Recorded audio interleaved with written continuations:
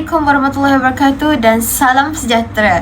Saya Siti Nur Syahira binti Abdullah Amin yang dikenali sebagai Ira, bernombor matrik C24A2441.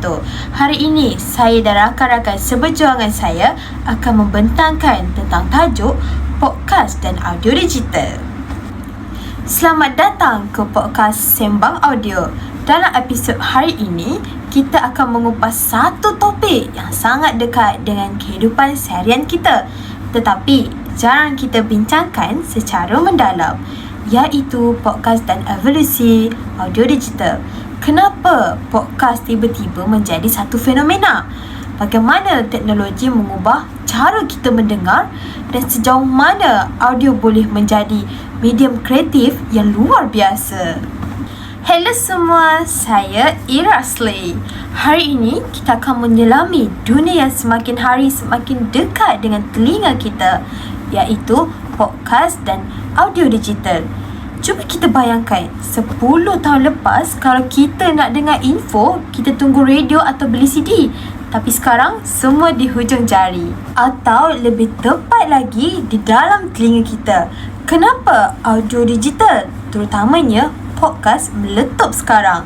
Ini kerana kebebasan audio digital adalah media on demand. Kita tak lagi terikat dengan jadual stesen radio.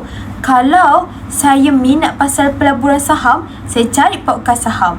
Kalau saya nak dengar cerita hantu pukul 3 pagi, podcast sentiasa ada.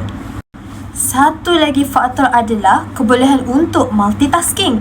Kita hidup dalam zaman yang sangat sibuk. Kita tak ada masa nak duduk depan TV selama sejam tanpa buat apa-apa.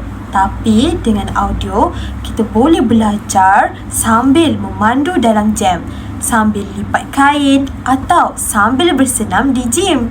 Audio mengisi ruang kosong dalam aktiviti harian kita tanpa mengganggu pandangan mata kita. Inilah yang menjadikan podcast sebagai peneman setia manusia moden. Dari segi trend, kita dapat lihat syarikat gergasi seperti Spotify dan Apple melabur berbilion ringgit kerana mereka tahu masa depan adalah suara. Assalamualaikum warahmatullahi wabarakatuh. Saya Wan Aisyah Madiha binti Wan Muhammad Faris, nombor matrik C24A2347 dari kelas L2T2. Hai, saya Aisyah. Kalau Syahira bercakap tentang trend, saya pula nak sentuh tentang jiwa di sebalik audio, iaitu kreativiti dan penceritaan. Apa yang membuatkan sesebuah podcast itu menarik? Ia bukan tentang betapa canggihnya mikrofon anda, tetapi tentang suara, betapa jujurnya suara anda. Keunikan audio digital adalah sangat niche atau khusus. Anda tidak perlu memuaskan hati sejuta orang kalau anda ada minat yang sangat pelik. Contohnya tentang sejarah kancing baju tahun 1810-an. Anda pasti akan jumpa komuniti yang nak mendengar. Ini adalah keindahan low barrier to entry. Siapa sahaja yang boleh menjadi penyiar dari bilik tidur sendiri. Dalam audio, suara kita adalah alat visual. Apabila kita bercerita dengan penuh emosi, pendengar akan membayangkan babak-babak tersebut dalam kepala mereka sendiri. Ini yang kita panggil cerita minda. Sebab itu podcast membentuk penceritaan jenayah sebenar, iaitu true crime atau drama audio sangat laku. Sebagai pencipta kandungan, kunci utama audio digital adalah konsistensi dan personality. Orang bukan sekadar mendengar info, tapi mereka juga mendengar dari segi kawan. Di sinilah hubungan antara podcaster dan pendengar terbina. Sesuatu yang suka dicapai oleh video yang kadang-kadang terasa terlalu dibuat-buat. Assalamualaikum dan salam sejahtera. Nama saya Nur Izzanisa binti Rahman, nombor kad matrik C24A2410. Saya akan bawa anda melihat apa yang berlaku di sebalik tabir teknologi. Ramai orang ingat audio digital ini sekadar file MP3 biasa. Tapi sebenarnya teknologi audio sudah berkembang jauh. Sekarang kita ada spatial audio atau audio 3D. Bayangkan Anda pakai phone telinga dan anda boleh rasa suara hos berada di sebelah kanan, manakala kesembunyi hujan berada di belakang anda.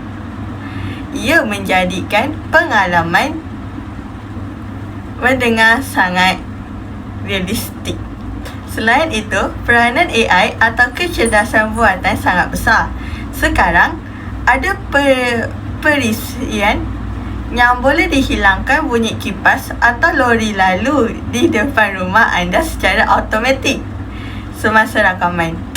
Walau, ada AI yang boleh clone suara kita untuk membaca skrip. Bagaimana pula dengan masa depan? Kita akan melihat audio digital menjadi lebih pintar. Iklan dalam podcast sekarang sudah mula bersifat dinamik. Maksudnya, iklan yang saya dengar di KL mungkin berbeza dengan iklan yang anda dengar di Sabah. Walaupun kita dengar episod podcast yang sama, dari segi perniagaan, audio bukan lagi sekadar hobi.